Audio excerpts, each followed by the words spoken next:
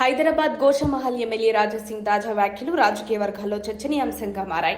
కొన్ని టీవీ ఛానళ్లలో తాను బీజేపీని వదిలి వేరే పార్టీలోకి వెళ్లబోతున్నాడనే వార్తల నేపథ్యంలో ఆయన స్పష్టత ఇచ్చారు. గతంలో ఒక సందర్భంలో పార్టీ నుండి సస్పెండ్ అయి 14 నెలల పాటు దూరంగా ఉన్నప్పటికీ ఆ సమయంలో కూడా బీజేపీని వదలలేదని, ఎప్పటికీ వేరే పార్టీలోకి వెళ్లేది లేదని రాజాసింగ్ అన్నారు. తనపై ఎవరైనా కుట్రలు చేసినా, పార్టీకి అన్యాయంగా వ్యవహరించినా తాను బీజేపీలోనే ఉంటానని, మోదీ, అమిత్ షా, యోగి ఆదిత్యనాథ్ల లాంటి నాయకుల వల్లే ఈ పార్టీలో ఉన్న చెప్పారు. మొదట టీడీపీతో రాజకీయాల్లోకి వచ్చిన తాను చివరి పార్టీగా బీజేపీని ఎంచుకున్నానని, ఇక రాజకీయాల్లో ఉంటే బీజేపీలోనే ఉంటానని, లేకపోతే పూర్తిగా రాజకీయాలకు గుడ్ బై చెబుతానని స్పష్టం చెప్పారు.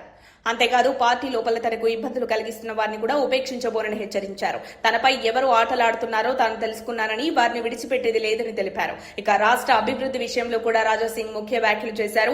తెలంగాణకు కేంద్రం నుంచి రావాల్సిన నిధులపై సీఎం రేవంత్ రెడ్డికి సలహా ఇచ్చారు.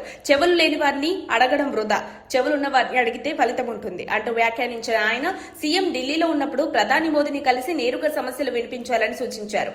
రేవంత్ రెడ్డి ఢిల్లీలో బీజేపీపై విమర్శలు చేయడం సరైందా అనే ప్రశ్నను ఆయన సంధించారు. మీరు మొన్న కిషన్ రెడ్డి ముందున్నప్పుడు ఎందుకు మాట్లాడలేదు, ఇప్పుడెందుకు విమర్శలు చేస్తున్నారు అని నిలదీశారు. కేంద్రం నుంచి ఇప్పటి వరకు తెలంగాణకు వచ్చిన నిధుల వివరాలను ప్రజల ముందు ఉంచాలని ముఖ్యమంత్రిని కోరారు. రాజాసింగ్ వ్యాఖ్యలు ఆయన రాజకీయ భవిష్యత్తుపై స్పష్టతనిచ్చినట్టుగా ఉండగా బీజేపీపై ఆయన నిబద్ధత మరోసారి రుజువైంది.